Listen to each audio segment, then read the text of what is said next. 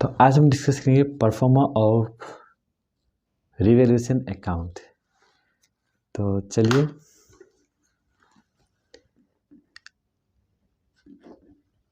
Pro forma of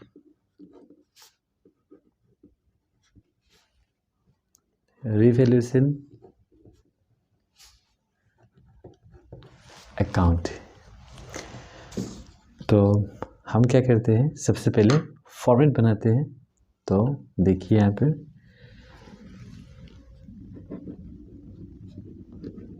revaluation account,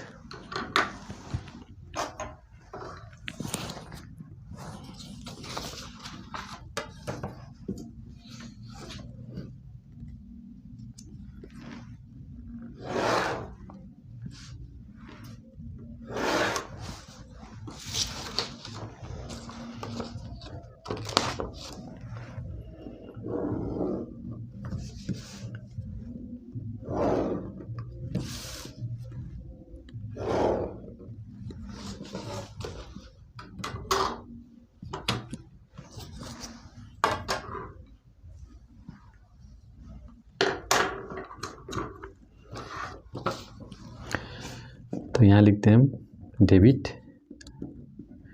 particular और यहाँ लिखते हैं हम अमाउंट। यहाँ लिखेंगे हम पर्टिकुलर, यहाँ लिखेंगे हम अमाउंट और यहाँ पे लिखते हैं हम क्रेडिट।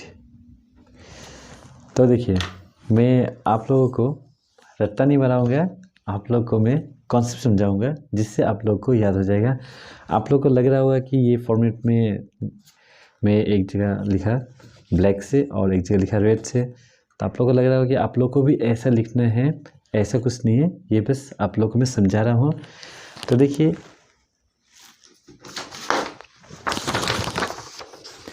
यहाँ पे देखिए ये क्या है, आप बैलेंस शीट आप जानते हैं, ठीक है। और ये देखिए हम लोग का क्या है, ये लायबिलिटी साइड, ठीक है। और ये एसेट्स जो आप जानते हैं, यहाँ पे लिखते हैं अमाउंट। अब देखिए यहाँ पर क्या है हम लोग का, जहाँ एसेट्स है, ठीक है, और ये रिवैल्यूएशन अकाउंट है, ये क्या है क्रेडिट साइड। जब आपका एसेट्स का वैल्यू क्या होगा, इंक्रीज होगा, तो आपको कहाँ पे लिखना पड़ेगा, आपको रिवैल्यूएशन अकाउंट में क्रेडिट साइड एंट्री करना पड़ेगा। मीन्स एसेट्स का जगह जब एसेट्स इंक्रीज होगा तो आपको कहाँ पे लिखना पड़ेगा, उसे एसेट साइड में। अब सिंपली ये सोच लीजिए, एसेट जब इंक्रीज होता है तो उसे कहाँ लिखते हैं हम, एसेट साइड में लिखते हैं। और जब लायबिलिटीज इंक्रीज होता है तो हम कहाँ लिखेंगे, उसको लायबिलिटी साइड में लिखेंगे, ठीक है। ये आपका रिवैल्यूएशन अकाउंट है, आपको यहाँ पे पर्टिकुलर लिखना है और यहाँ पर पर्टिकुलर अमाउंट। मैं आपको बस ये बता रहा हूँ कि बैलेंस शीट के बेस बना के हम यहाँ पे याद कर रहे हैं। जो कि याद किया जाता है, बेसिकली हम याद नहीं कर रहे हैं, हम यहाँ पे कॉन्सेप्ट क्लियर कर रहे हैं। When ever the value of assets increase so that will recorded in which side, credit side of revaluation account. और इसी तरीक़ा से जब आपका लायबिलिटीज का वैल्यू इंक्रीज होगा तो आपको कहाँ पर लिखना पड़ेगा, उसे डेबिट साइड में लिखना पड़ेगा। तो आपको समझ में आ गया होगा, अगर लायबिलिटीज का वैल्यू अगर डिक्रीज हो रहा है तो आप कहाँ लिखेंगे, उसे opposite side means asset side लिखेंगे। और जब एसेट्स का वैल्यू डिक्रीज होगा तो आपको कहाँ पे लिखना है, उसे लायबिलिटी साइड में लिखना है। तो ये आपको समझ में आ गया होगा। तो सिंपल सा कॉन्सेप्ट है, कोई इसमें आपको रट्टा मारना नहीं है, फॉर्मेट आपको रट्टा, ये कुछ कॉन्सेप्ट एकदम समझिए आप। ये इस कॉन्सेप्ट से आप इजीली समझ सकते हैं और आपको याद रहेगा। कभी आपको कन्फ्यूजन रहे तो आपको ये याद रखना है, किसी भी एसेट्स और या किसी भी लायबिलिटीज जो आप रिकॉर्डेड है, अनरिकॉर्डेड है, कुछ भी है, वो अगर है आपको दिख रहा, ठीक है, और उसका वैल्यू इंक्रीज हो रहा, ठीक है, तो वो अपने साइड में जाएगा। मीन्स अगर एसेट्स है तो वो एसेट साइड में लिख दीजिए, और लायबिलिटी से तो लायबिलिटी साइड। मीन्स मैं बोल रहा हूँ इस साइड लिखिएगा, ठीक है, क्रेडिट साइड, और लायबिलिटीज के केस में डेबिट साइड। जब क्या होगा, ये इंक्रीज होगा, ठीक है, और डिक्रीज तो आपको क्या करना है, अपोजिट साइड में एंट्री करना है, ठीक है। समझ में आ गया होगा आपको। अब देखिए मैं आपको कुछ एंट्रीज यहाँ पे दिखा रहा हूँ। देखिए किस तरह से हम लोग यहाँ पे करेंगे। देखिए तो ये बैलेंस शीट को बेस बनाइए और इसे याद रखिएगा।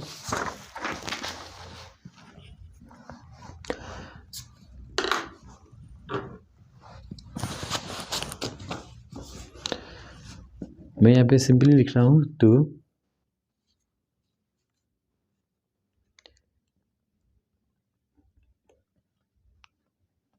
इंक्रीज इन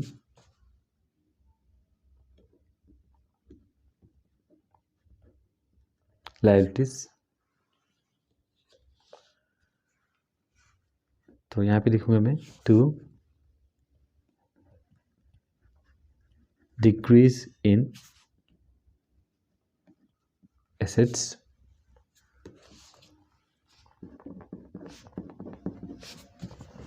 यहाँ पे लिखता हूँ बाय। अब देखिए मैं यहाँ पे एसेट्स को लिख रहा हूँ, ठीक है।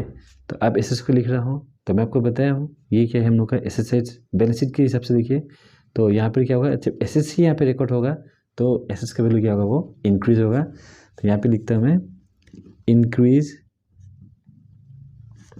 इन एसेट्स और यहाँ पे बाय, यहाँ पे क्या होगा, डिक्रीज इन लायबिलिटीज। मेरे ख्याल से आप लोगों को समझ में आ चुका है अभी तक। इसके बाद देखिए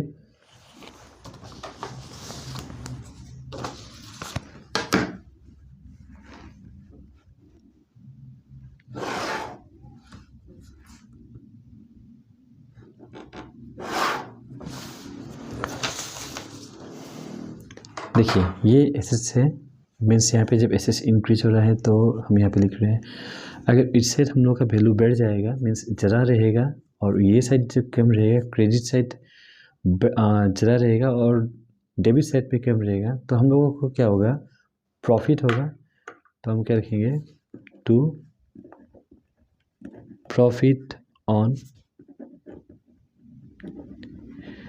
रिवैल्यूएशन।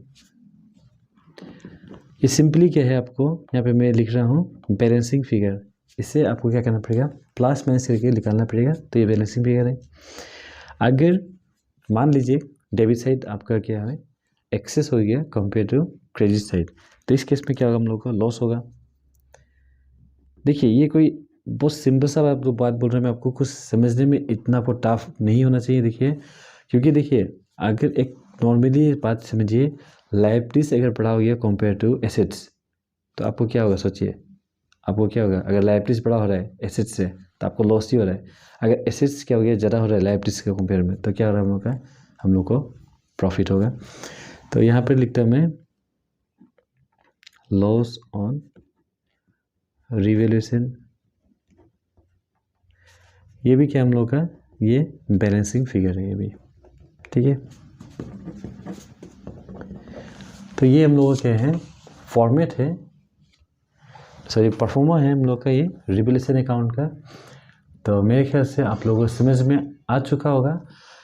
इसके बाद जो हम लोग एंट्रीज करते हैं, ठीक है, मैं कमिंग वीडियो में आप लोग को एंट्रीज बताऊंगा। उसमें आप लोगों का जो मेन प्रॉब्लम है, आप एंट्रीज पास कर देते हैं। एंट्रीज पास करने के बाद आपको क्या होता है कि आपको प्रॉफिट या लॉस ये मालूम करना आपको बहुत प्रॉब्लम होता है। तो मैं इसमें सिंपल सा ट्रिक्स बताऊंगा, आप लोगों को मालूम चल जाएगा। तो मैं जब नेक्स्ट वीडियो बनाऊंगा आप लोग उसको देखिएगा, तब इससे आप स्क्रीनशॉट ले लीजिए।